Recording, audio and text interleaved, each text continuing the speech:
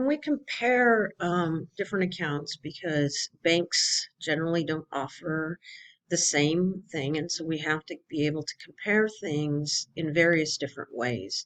And so here's a situation. I'm going to let you go ahead and do the calculations to verify the answers that I've given here. But here's a situation where we have uh, somebody that has, or you have, $12,500 invested in a savings account at an APR of 6.75% compounded quarterly, versus your friend that has an account that deposits $8,750 into a savings account with an APR, so an interest rate of 12.1% compounded continuously. Okay, so two different formulas that you would use, two different equations to come up with the answer. So in 5 years, that $12,500 became $17,000. Whereas in that same 5 years, compounding continuously, remember, the more often you compound, the better off you are, provided all things are equal.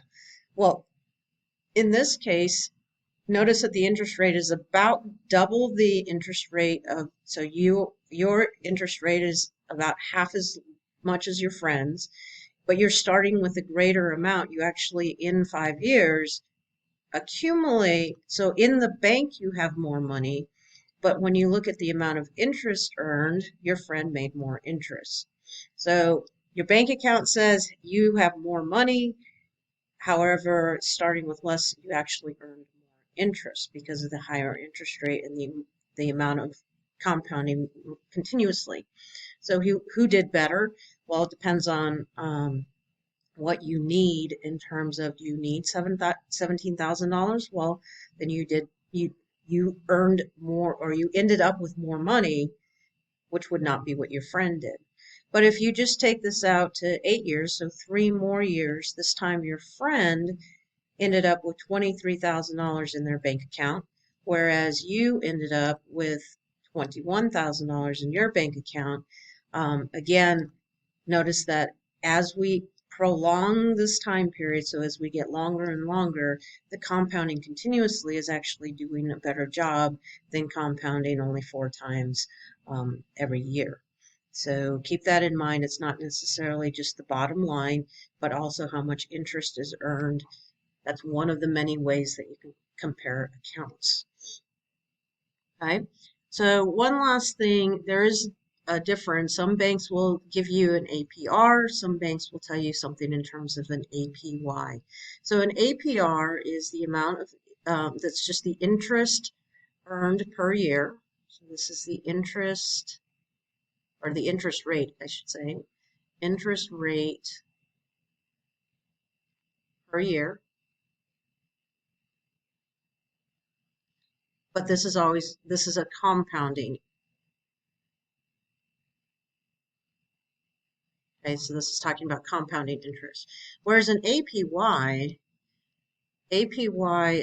is the annual percentage yield. It's actually the relative change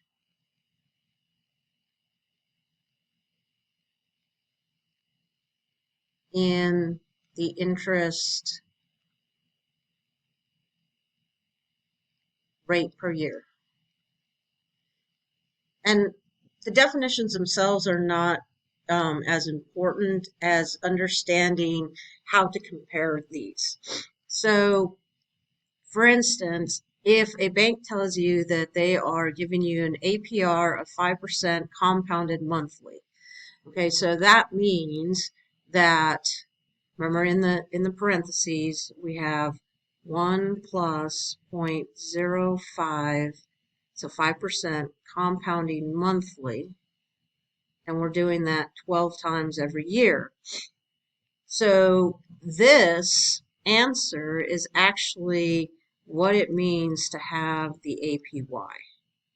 So the APY is going to calculate, or is going to tell you what it would be per year versus every month. So in other words, if we calculate the, let's just use Desmos here, and if we want So we don't have a principal. We're just looking at what's inside, what the factor is. So 0.05 divided by 12, and we're going to raise that to the 12th power because it's happening 12 times per year. So if you notice here, remember the 1 represents 100%, and our decimal is 0.051161, and so on and so forth. And remember that we round our decimal places to 1 decimal place. So we would have 1.05, I'm just going to do 1.05116 to write down. So this gives us 1.05116. And so the 1 again is 100%. So we're concerned about this portion of the decimal, so the decimal portion. And so that's going to tell us that we have 5.1% annually.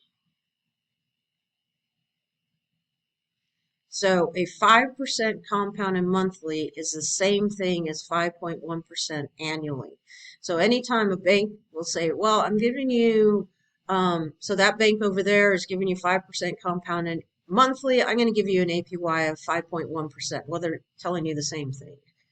Okay, so just keep that in mind that your APY will always be greater than an APR. Unless it's compounded annually, then they're the same amount. But just know that banks will do that, and so you have the ability to change that. So now, what are the APY values for the situations above? So we have 6.75%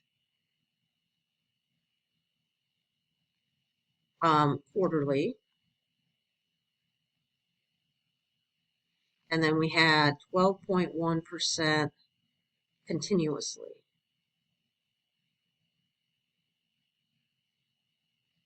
All right, so the APY for quarterly, so the APY would be, again, just what's in the parentheses, 1 plus 0.0675 raised to the 4th power, or I'm sorry, divided by 4, then raised to the 4th power, because quarterly is 4 times per year.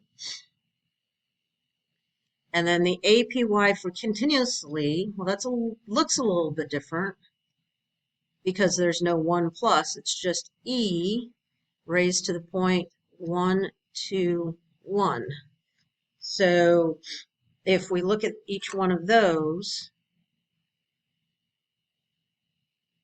so we have 1 plus 0.0675 divided by 4 raised to the 4th power. Raised to the 4th power. So we know that that's going to be 6.9% per year. And then E raised to the 0.121 power is 12.9% per year. Okay, so 12.1% compounding continuously is the same thing as 12.9% per year. A 6.75% compounded quarterly is the same thing as 6.9% per year.